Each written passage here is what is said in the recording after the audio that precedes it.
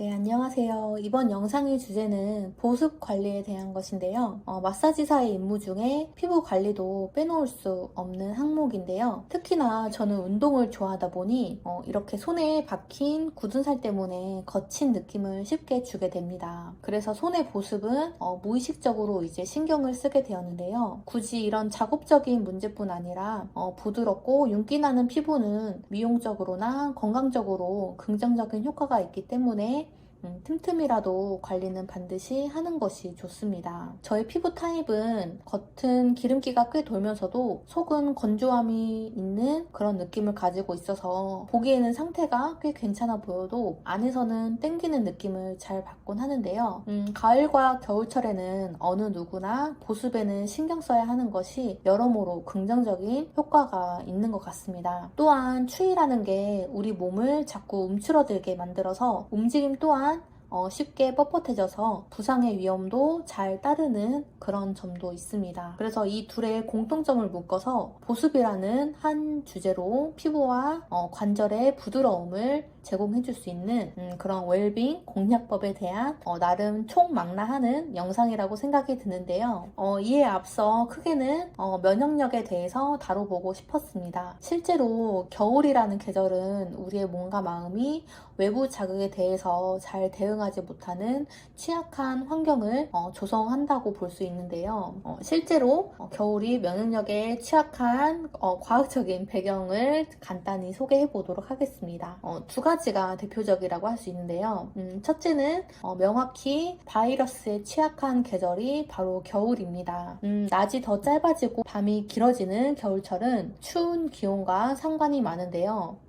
이는 더 나아가 우리가 실외 활동보다는 실내에 있으려는 경향이 더 높아지게 되어 인공 조명에도 의존하게 됩니다. 인공 조명은 햇빛과는 다르게 우리의 기분적인 면도 조금은 우울하게 할 수도 있는데요. 또한 환기가 안 되는 실내에서의 밀접한 공간은 바이러스의 전염률이 더 높아지게 됩니다. 그리고 두 번째는 건조함인데요. 추운 겨울 난방이 되는 방은 건조하게 되겠죠. 실외 또한 춥고 건조한 상태에다가 비강이 건조해지면서 이런 상태에서 우리는 박테리아나 곰팡이와 같은 그런 감염군에 대해서 취약해지게 되는데요. 이전에도 제가 호흡에 관련한 영상에서 코로 호흡하는 것에 대한 중요성을 다룬 적이 있었습니다. 마찬가지로 코로 호흡하는 것이 중요한 이유가 건조한 상태에서는 우리가 코로 숨을 잘 쉬지 못하고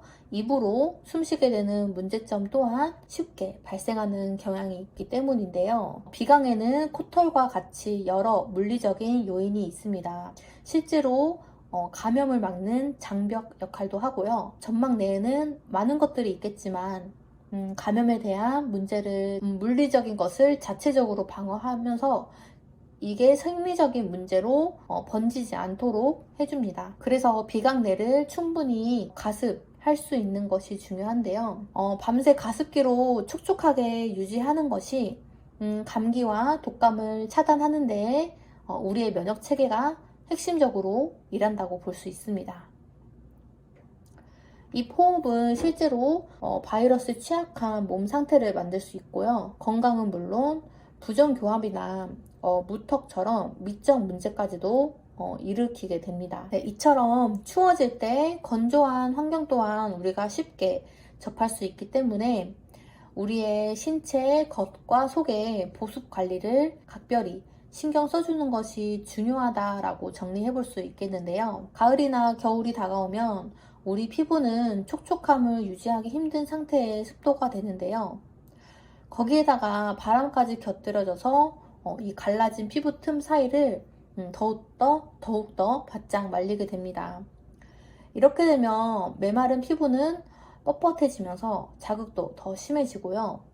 피부의 치유 능력을 떨어뜨리면서 동시에 노화까지도 빠르게 진행될 수 있습니다. 대표적으로 입술도 그렇겠지만 발 뒤꿈치도 상당히 건조함에 취약한 부위가 되는데요. 이것을 보아 신체가 외부에 반드시 노출이 돼야만 피부가 건조해지는 것도 아니라는 것을 알 수가 있습니다. 발 뒤꿈치 각질에 대해서는 더 나아가서 이게 대사 질환 문제까지 의심해 볼 수 있는 증상이 되기도 한데요.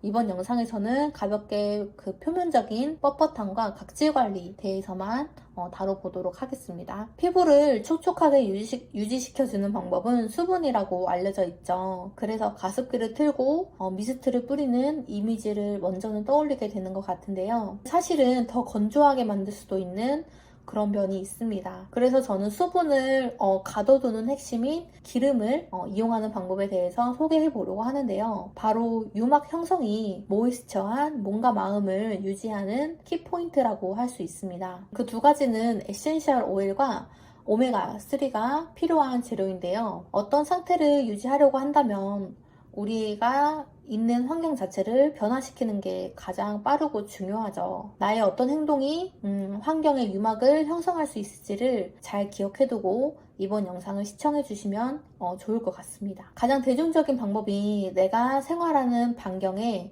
가습기를 설치하는 것이 대표적인 방법이라고 알려져 있는데요. 여기에 에센셜 오일을 더하는 방법만으로 그 효과를 더 효율적으로 누릴 수 있습니다. 습도를 올림과 동시에 오일마다 가지고 있는 향들이 우리의 신경계를 안정시켜주기 때문에 겨울철 떨어질 수 있는 면역력에 대해서도 예방을 해줄 수가 있는데요. 가습기가 없다면 젖은 수건에 오일을 첨가해서 널어놓는 것도 똑같은 방법이 될 수 있겠죠. 네, 이런 식으로 젖은 수건을 준비하시고요. 그 다음에 이런 에센셜 오일도 구비해보시면 좀 유용하게 많이 쓸 수 있어요. 저는 좀 상큼한 레몬 향을 이용해 볼게요. 얘를 이렇게 젖은 수건에 이렇게 톡톡톡 뿌려주세요. 이렇게 하는 방법이 지금 흡입법이라고 하는 거거든요. 이렇게 잠깐 해도 굉장히 코 속이 상쾌해지면서 촉촉해지는 느낌을 받을 수가 있어요. 다이소에도 보니까 5,000원이면 꽤 괜찮은 가습기를 구입할 수 있었는데요. 찾아보니까 가습기에 오일을 넣으면 막힐 수도 있다고 해서 여러분들이 이용하실 때는 오일 전용으로 쓸 수 있는 가습기인지 한번 체크해 보셔야 할 것 같습니다. 두 번째로는 오메가3인데요.